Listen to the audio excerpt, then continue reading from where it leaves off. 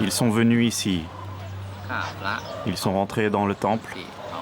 C'était pendant la nuit, aux environs de minuit.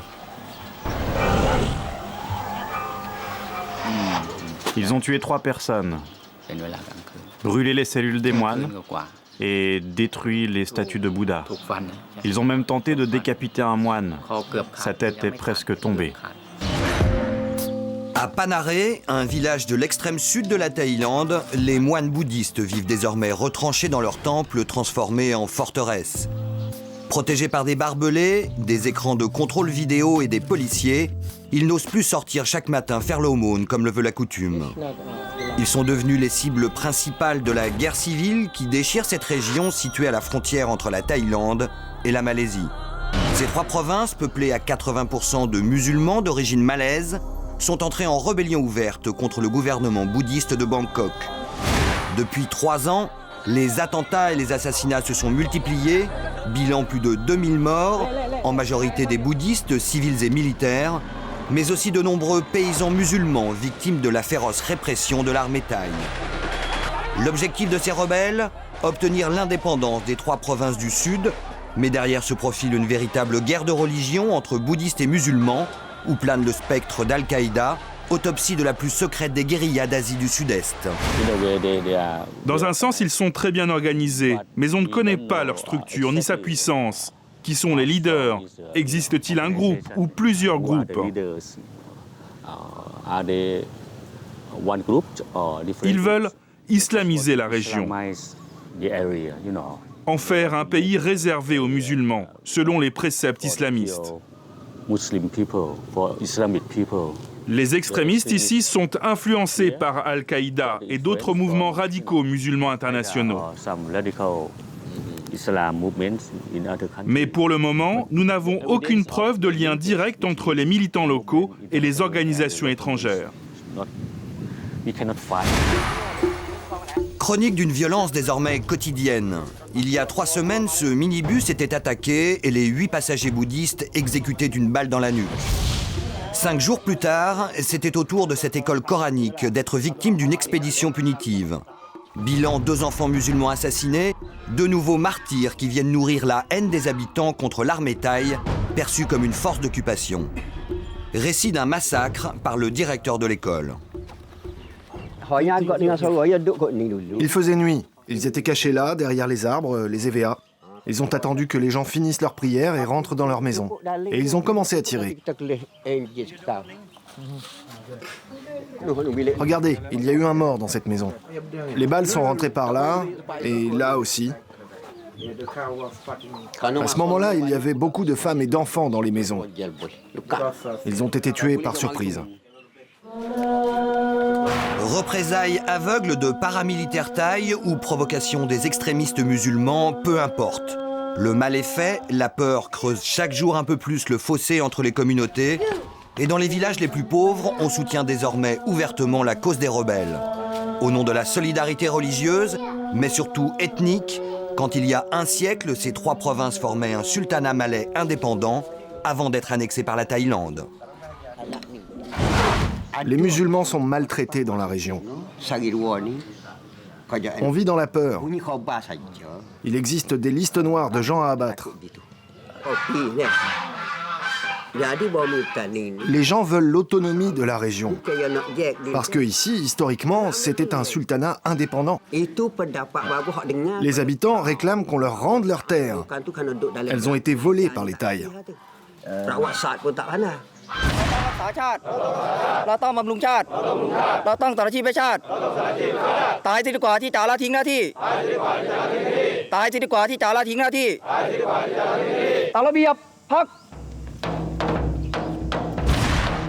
En déployant 30 000 soldats dans la région et en instaurant un couvre-feu dans les zones les plus dures, la toute-puissante armée thaï a choisi la manière forte.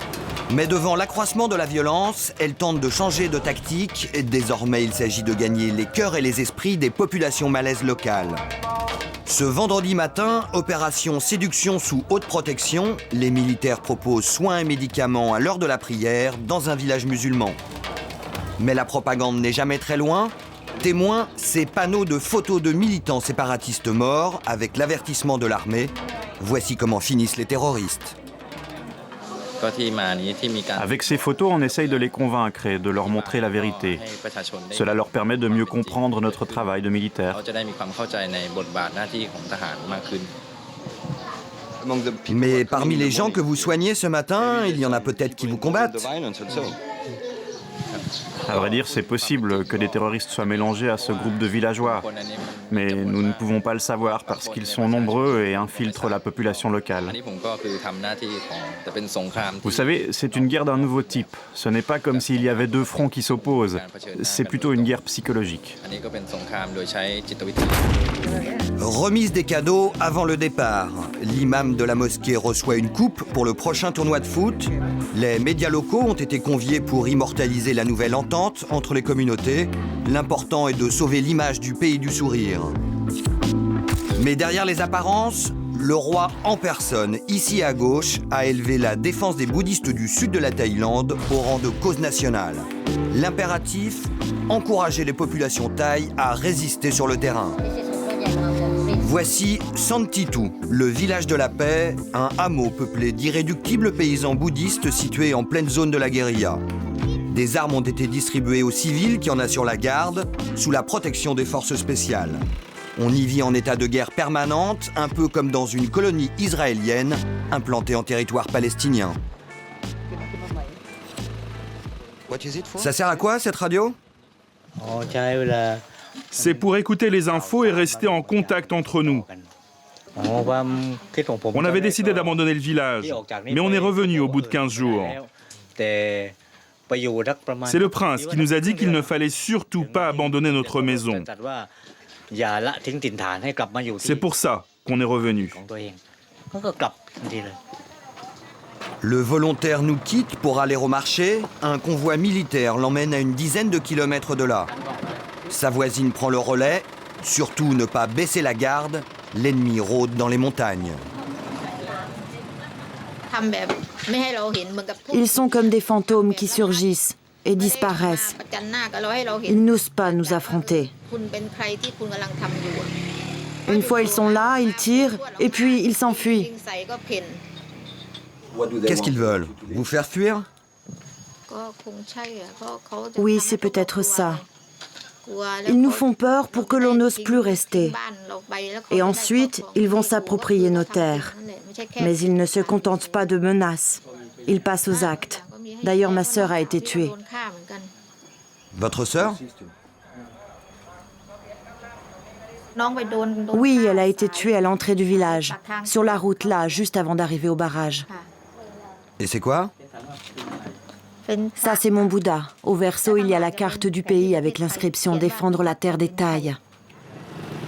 Bouddhistes contre musulmans, partisans du roi contre séparatistes, le pays du sourire s'enfonce dans la sale guerre, loin, très loin de son image de paradis pour touristes.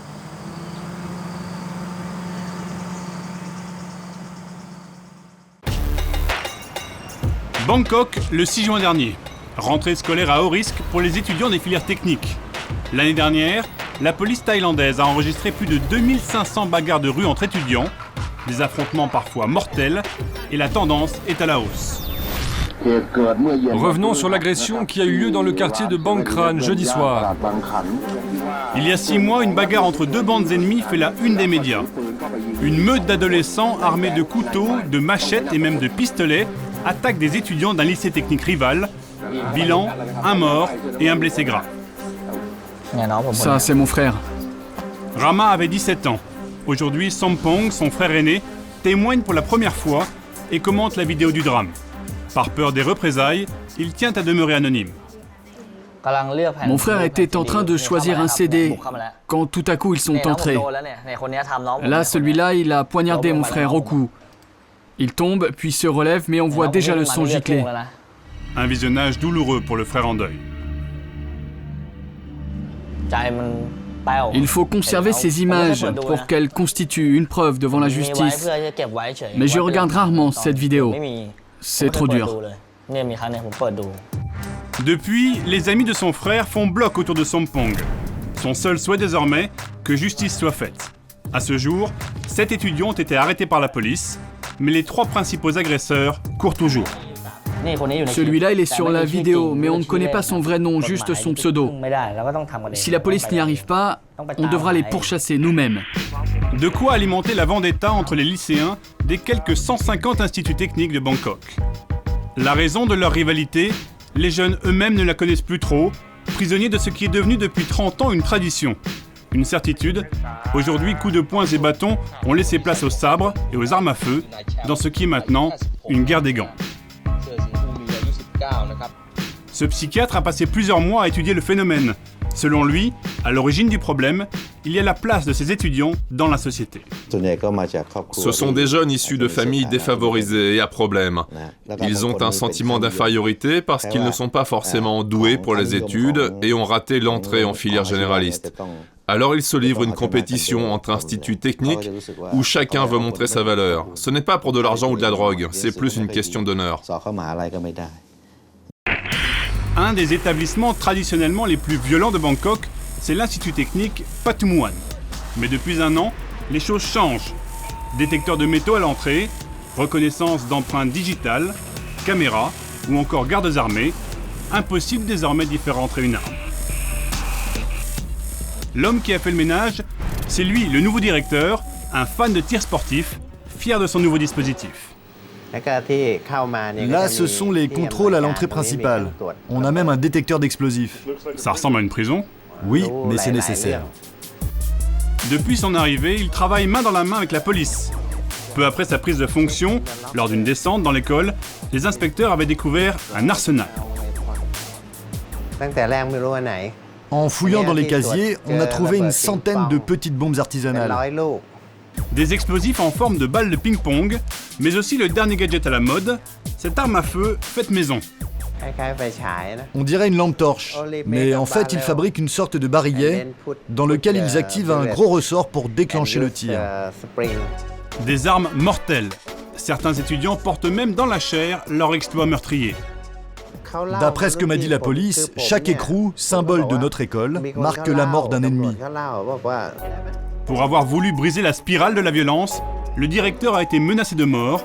Il bénéficie désormais d'une protection policière. C'est votre garde du corps ? Non, c'est un policier. Cette politique de tolérance zéro porte ses fruits. Ces 6 derniers mois, les 500 pensionnaires se sont tenus à carreau. Quant au gouvernement, lui aussi a été poussé à réagir.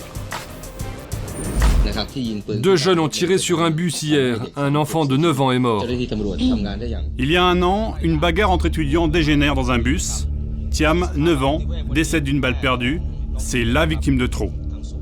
Sous la pression médiatique, le gouvernement crée un camp de rééducation d'un nouveau genre. District de Mua Klek, à 200 km au nord-est de Bangkok. Par ici, vite, venez vite, en rang, alignez-vous. Aujourd'hui, c'est la rentrée scolaire pour ces 150 élèves de lycée technique. Mais ici, les professeurs sont en treillis. Pendant 3 jours, filles et garçons vont vivre au rythme de l'armée. C'est la première fois qu'une caméra entre dans ce camp. Asseyez-vous et posez vos sacs sur vos genoux. Asseyez-vous. Ces lycéens n'ont pas tous participé à des bagarres de rue, mais ils appartiennent à des écoles rivales. Le but du camp, prévenir la violence et apprendre à respecter l'autre. Jesada Tepraksa est professeur dans un lycée technique. C'est la 2e année qu'il amène 10 de ses élèves dans ce camp. Pour lui, c'est la solution. Leur comportement a changé, leur humeur aussi. Leur regard est moins agressif. Le fait d'être en groupe et en communauté avec des élèves d'autres écoles les rend plus amicaux. Ces élèves, les voici. Certains ont participé à des règlements de compte. Aujourd'hui, ils disent avoir changé. Parfois, on porte encore des armes. C'est juste pour se défendre contre des groupes d'autres écoles. Que vous apporte ce camp ? Ça améliore notre comportement. On est plus disciplinés. Et pour ça, les militaires ont leur tactique. Distribution de foulards aux couleurs de chaque école, puis mélange des couleurs, histoire de casser les groupes. Mais les rancœurs sont tenaces. Au moment de se saluer, difficile de regarder dans les yeux l'ennemi de l'école rivale. Saluez-vous à la thaïlandaise. Après le salut imposé, 2e exercice, le repas en commun. Viens ici, toi. Assieds-toi. On ne choisit pas sa place. Paradoxe, cette cohabitation forcée entre lycéens d'écoles rivales doit se faire en silence. Le dîner va durer 10 minutes, pas une de plus.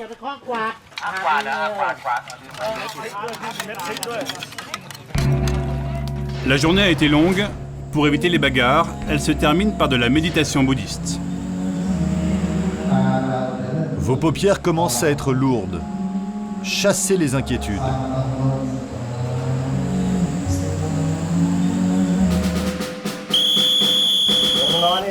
J'allume la lumière. Allez, vite vous brossez les dents. Deuxième jour, il est 5h30 du matin. Les derniers seront punis. Réveillez-vous. Après le lever des couleurs, les jeunes encore endormis multiplient exercices physiques et punitions.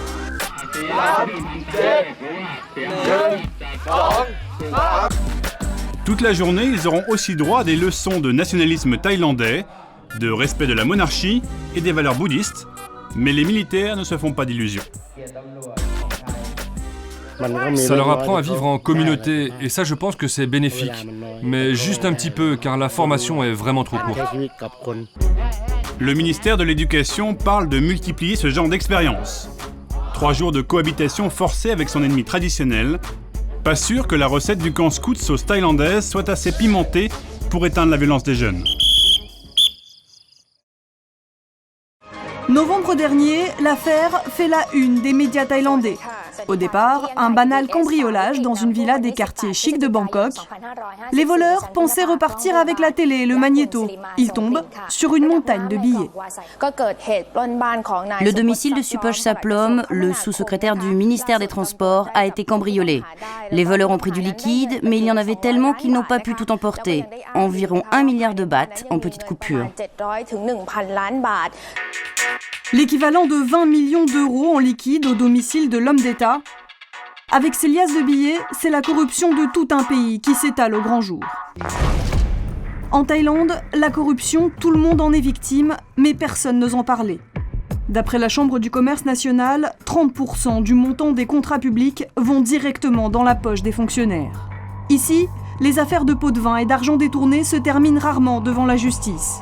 Sur les milliers de cas dénoncés par an, les condamnations tiennent sur les doigts d'une main. Un homme a déclaré la guerre à la corruption. Chuwit Kamolvisit, élu député de l'opposition en juillet dernier. Il ne se promène jamais seul et a de quoi se protéger. Sa lutte contre les pots de vin ne lui vaut pas que des amis. J'ai 2 armes ici. Vous pouvez me montrer ?